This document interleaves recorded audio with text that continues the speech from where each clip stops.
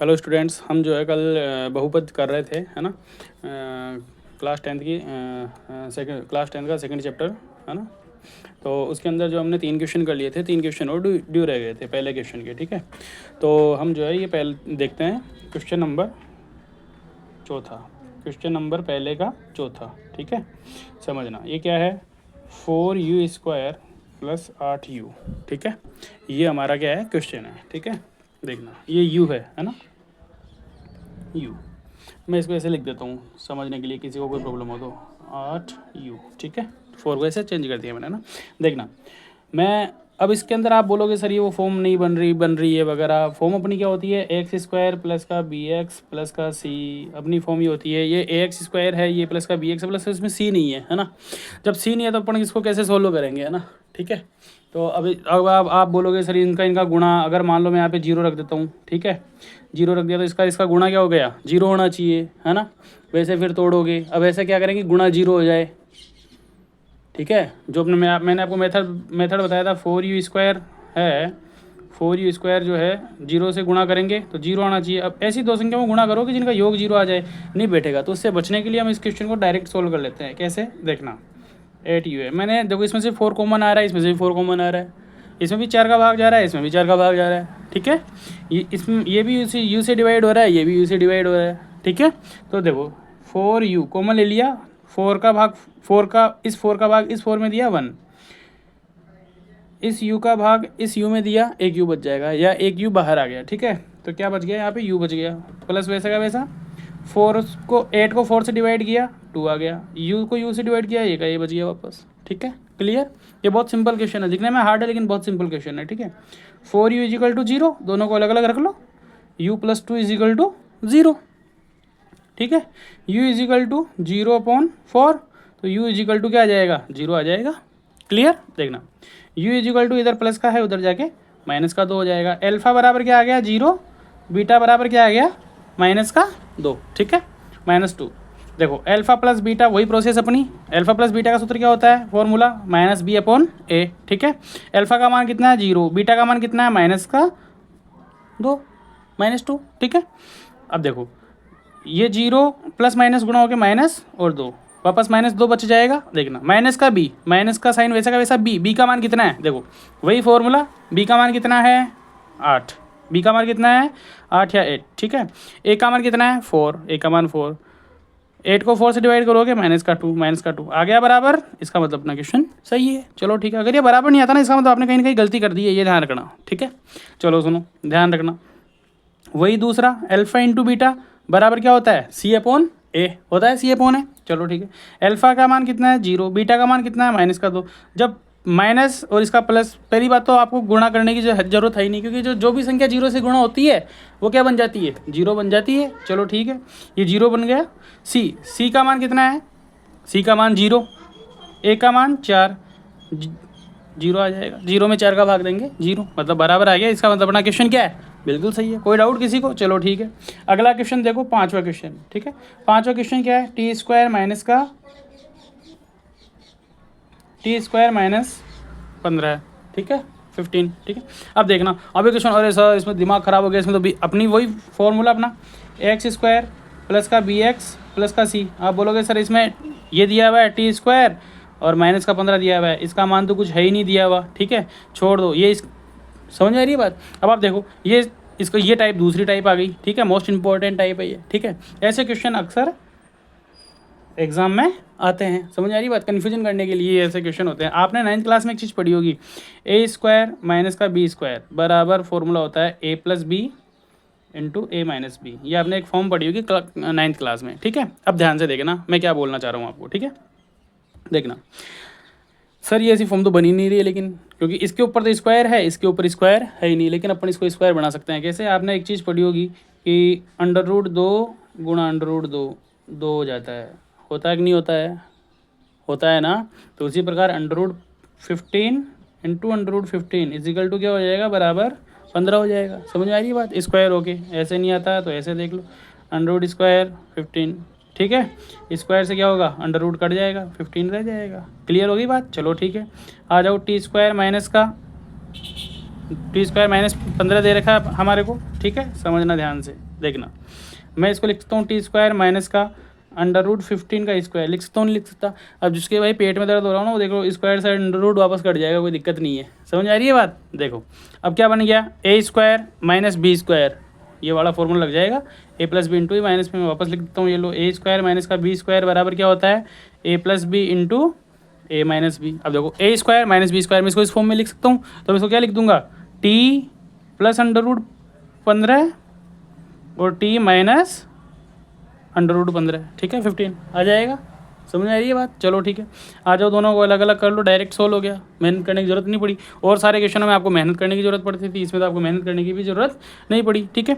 t plus √15 बराबर 0, t minus √15 बराबर 0, t इधर √15 है प्लस का, उधर जाके माइनस का, कल मैंने आपको बता दिया था ये, t इधर माइनस का है, उधर जाके किसका हो जाएगा, प्लस का 15 हो जाएगा। ये अल्फ़ा का मान आ गया और ये क्या आ गया, बीटा का मान आ गया। क्लियर हो गई बात? अल्फ़ा और बीटा के मान आ गए, चलो साहब, ठीक है। अब अपने क्या याद करेंगे, पहले अपन याद करेंगे अल्फ़ा प्लस बीटा का फॉर्मूला क्या होता है, माइनस बी अपोन है। अल्फ़ा का मान कितना है, माइनस का √15, बीटा का मान कितना है, प्लस का √15 बराबर माइनस का √15 प्लस का √15, कितना हो गया, 0। क्लियर? अब माइनस का भी, अब देखो आ जाओ इस फॉर्मूले में, ये रहा अपना क्वेश्चन, ठीक है। अपने क्या देखा, बी का मान कितना, पहले माइनस का साइन लगाओ, बी का मान कितना है, बी का मान, अरे सर 0 है, चलो ये लो 0। ए, अब ए कितना भी हो लेकिन अपन लिख देते हैं मान, ठीक है। t² के बगल में कितना है, 1, ये लो 0 में 0। क्लियर हो गया, मतलब अपना क्वेश्चन सही किया हमने, ठीक है।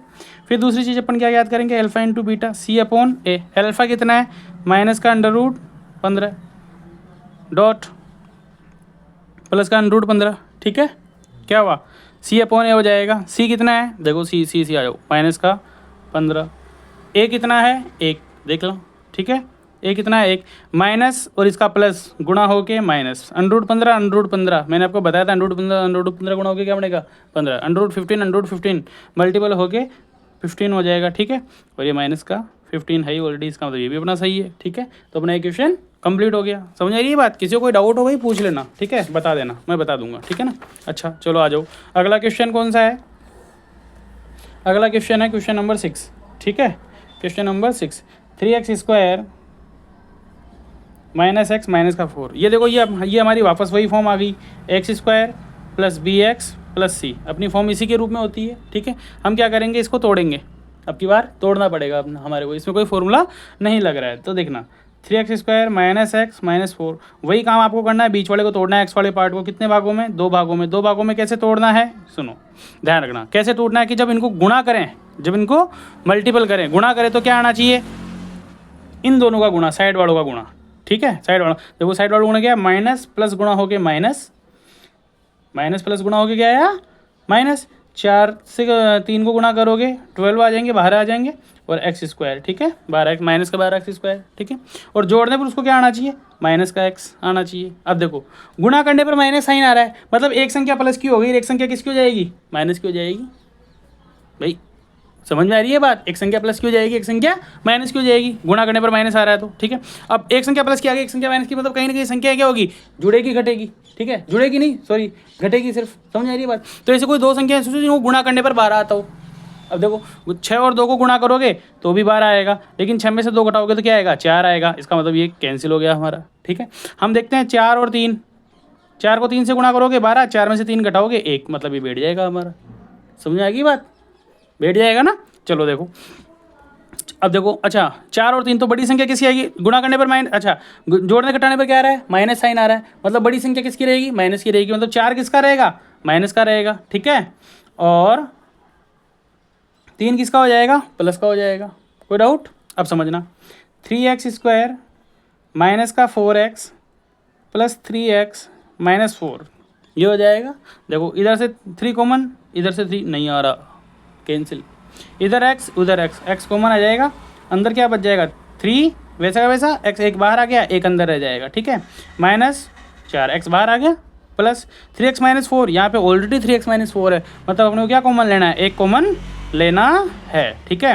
अब देखो फिर दोनों पदों के अंदर 3x माइनस 4 कॉमन ले लेंगे तो क्या बच जाएगा, x प्लस 1 बच जाएगा। क्या बच जाएगा, x प्लस 1 बच जाएगा। समझ आ गई बात, समझ आ गई, ठीक है। चलो 3x minus 4 equal to 0, 3x equal to minus 4 उधर जाके प्लस का 4, x equal to 4/3, x plus 1 equal to 0, x equal to क्या आ जाएगा, माइनस का 1। ये अल्फा का मान आ गया और ये किसका मान आ गया, बीटा का मान आ गया। समझ आ गई बात। चलो सुनो, आ जाओ आगे। वही हमारा काम, क्या, अल्फा प्लस बीटा बराबर माइनस का b/a और अल्फा इंटू बीटा बराबर c/a। Alpha plus beta, alpha का मान क्या है, 4/3 प्लस बीटा का मान कितना आया, -1, ठीक है। 4/3 या 4/3 प्लस माइनस मल्टीपल हो गया -1, ठीक है। 3 एलसीएम ले लेंगे 3 का, इसके नीचे देखो जब किसी भी संख्या के नीचे कुछ नहीं होता तो उसके नीचे 1 होता है, 1 होता है उसके नीचे, ठीक है। 3 का भाग 3 में देंगे, इस 3 को इस 3 से डिवाइड करेंगे 1 आएगा, 1 को 4 से मल्टीपल करेंगे 4 आएगा, माइनस का साइन वैसे का वैसा, 1 को 3 से डिवाइड करेंगे 3 आएगा, 3 को 1 से 3 को सॉरी देखो इस 1 का भाग इस 3 में देंगे 1 बार जाएगा, 1 को 1 से गुणा करेंगे सॉरी 1 का भाग 3 में देंगे 3 बार जाएगा, 3 को 1 से गुणा करेंगे 3 आएगा, ठीक है।